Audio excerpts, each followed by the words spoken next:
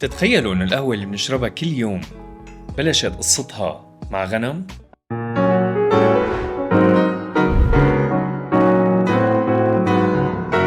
الأسطورة بتقول إنه في راعي إثيوبي اسمه كالدي عاش قبل حوالي 800 سنة.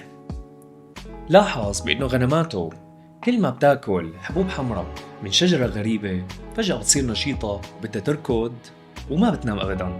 بس شو الغريب بالموضوع؟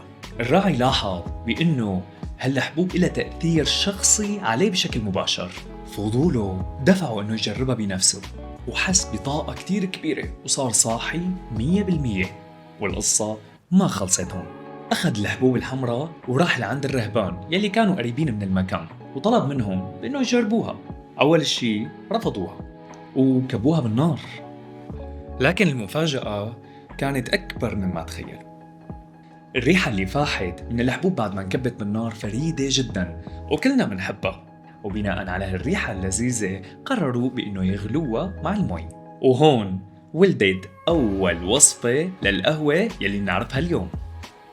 واليوم بن حسيب بيرجع بيقدم لنا نفس الأصالة بنكهات معاصرة. وانتو لو كنتوا محل الراعي كالدي كنتوا جربتوا الحبوب فوراً ولا ترددتوا؟ اكتبوا لنا جوابكم بالتعليقات. وهيك بيكون خلص فنجاننا لليوم.